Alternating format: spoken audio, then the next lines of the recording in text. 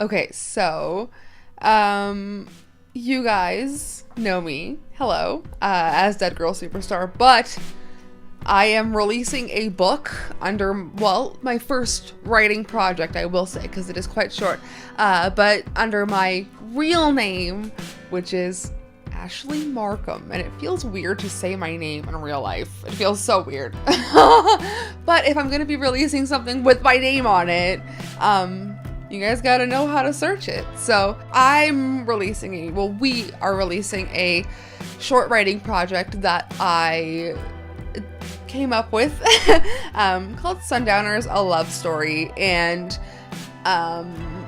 it is, I don't want to like spoil it for you because I think that when a twist does come, I think it's a good twist. But it is essentially about two elderly couples and a planned yearly visit in a nursing home. Ooh, there's unrequited love. There is some unexpected things that happen, and I just want you guys to know that I put my love and soul into this short story, and I'm just so excited. There's a handful of people who have already read it, and the feedback that I've gotten so far is just it's really nice. So Sundowners, a love story. The title itself, there is a daycare. This is quite morbid. There's a daycare that I grew up. It used to be in my grade school, called Sundowners, and seeing that as a daycare, I decided to flip the name on its head and make it a nursing home name. I found it a little more fitting, but it is a love story in a sense. But there is a movie called Wrist Cutters, a love story, and I just kind of like how it took the love story and like tacked it on to the title, and I'm shamelessly ripping that off because I feel like it just fits so good as a title. And Alex helped me workshop all of this. It's been really fun to just kind of get to know myself as a writer beyond other things, and to have more on the way. So we'll talk about that in a little bit, but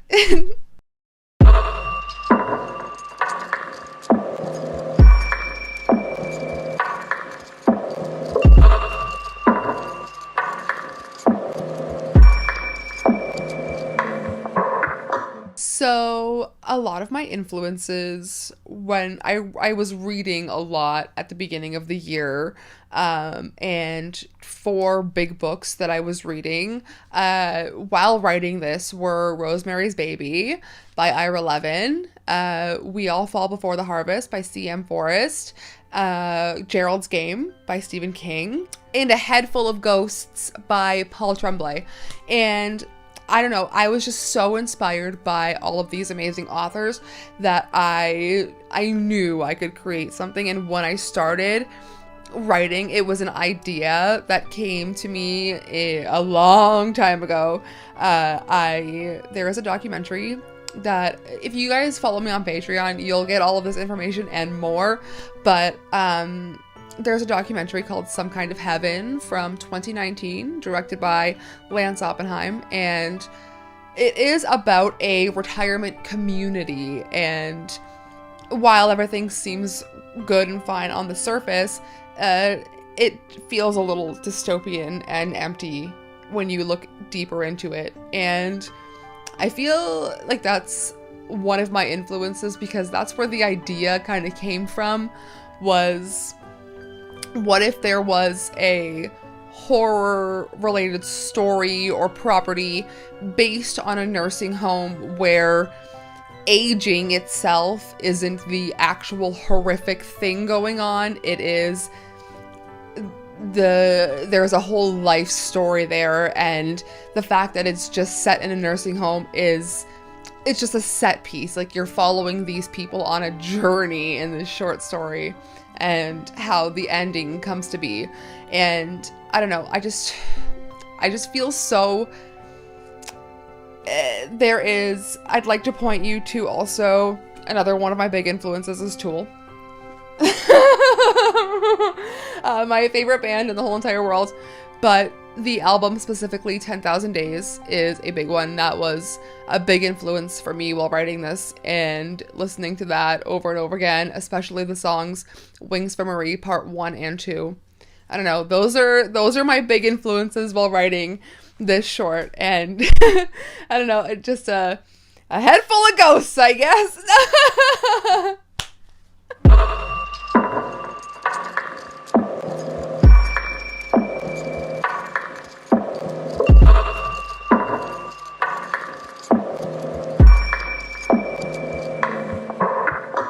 Okay, so one of my biggest goals is while discovering my writing style is I wanted to keep it consistent. One of my biggest gripes with Stephen King is the inconsistency in the length with chapters and how some could be like 40 pages and then some are like 5.5. I wanted to keep my chapters pretty consistent. I wanted to keep them all, I wanted to make sure there was a hook that really kept you going, and it was always a goal of mine to write something that would, I don't know, there was a couple scenes that I really wanted, or a couple of things in the book that I really wanted to challenge myself to, I don't know, kind of write something shocking, and I wanted to feel as if I was writing something that I would feel shocked by. And I hope that you guys note a couple of things in there that are definitely on the more horror related side of things.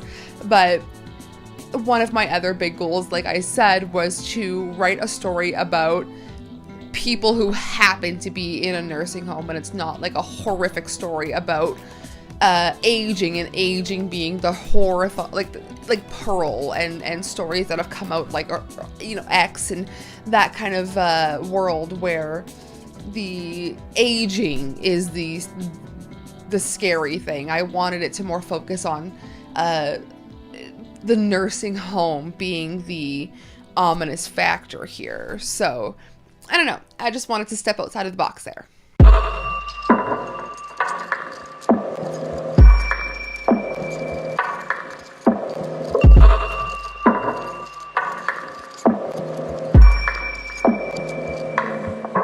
Okay, so there's something about the fear of being displaced from your own home.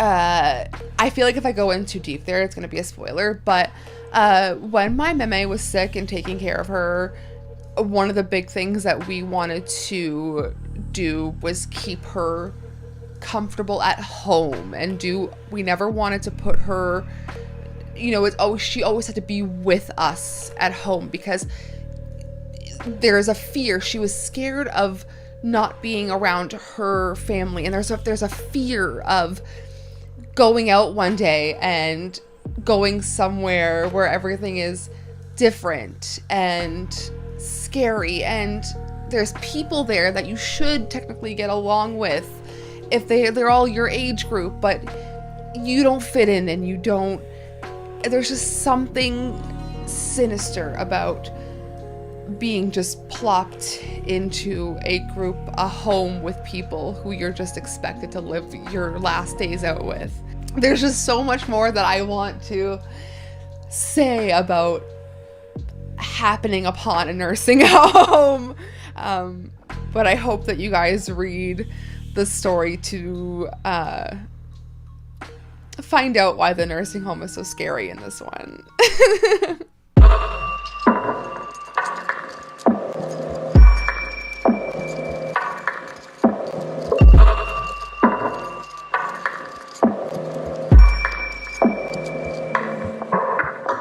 I've been through so many horrific things in real life. I have so many like things that I've been through that are just so that I wouldn't wish upon my worst enemy. Unless my worst enemy is math. No. But I feel like I've lived out so many things that all of this stuff is not scary to me anymore. I feel like I've conquered the darkness, and I'm comfortable with all of the, that's dark to say, but I'm comfortable with scary things. I feel like it's not, I don't know, when you are in a world with like a romantic drama, like I feel like those kind of things like don't stick with you. Romantic comedies don't stick with me. Those kind of things don't stick with me. But when I see a really good horror movie, when I see something that is just so well made and so well crafted, and you know, it gives you the goosebumps and it makes you feel scared. Like I love that. I want something to, I want to feel real. I want a real scenario. I'm scared of scary faces. I want something to make, I want a visceral experience. There we go. Flatline. I want a visceral experience. I guess I'm just always looking for an adrenaline, I guess adrenaline, and I feel like horror movies give you that right healthy amount of adrenaline. So, Sundowners comes out on September 29th, 2023, and that will be my 8-year soberversary, which is very exciting.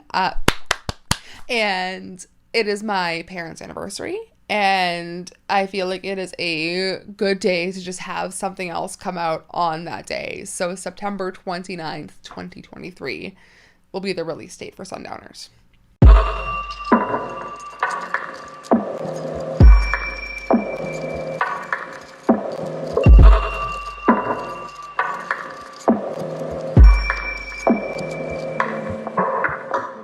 So my next writing projects, I will talk a little about. I've got a couple going on. I feel very passionate about this. So Alex and I actually have a combined set of poetry that we want to release together. So if that's something you're interested in, please let me know. Then Sundowners is going to be a part of a larger short story collection. And I'm not talking like 5, I'm talking like maybe three short stories in that one. I'm working on the third one right now, and I think that's where I'm gonna end it. But I'm also working on a larger writing project that I'm very passionate about, and the only thing that I will say about that one is it is about a cult. I am very familiar with the world of cults. If you guys watch my horror channel at all, you would know that I've covered lots. I did cult horror movie review week. I've talked about so many cult related things, and I just feel like writing a different kind of cult, maybe. I think it'll be cool. So that's my next writing project. I guess that wraps it up. Just wanted to give you a little sneak preview. If you guys want to actually hear a little more personal backstory behind Sundowners, you can check out my Patreon, because I actually talk about some of the characters over there, and I'm only keeping it to Patreon because it's quite personal. So if you guys want to see that, go check out Patreon, and I will see you guys very soon, sooner than you might think, in a few days. Sayonara, suckers.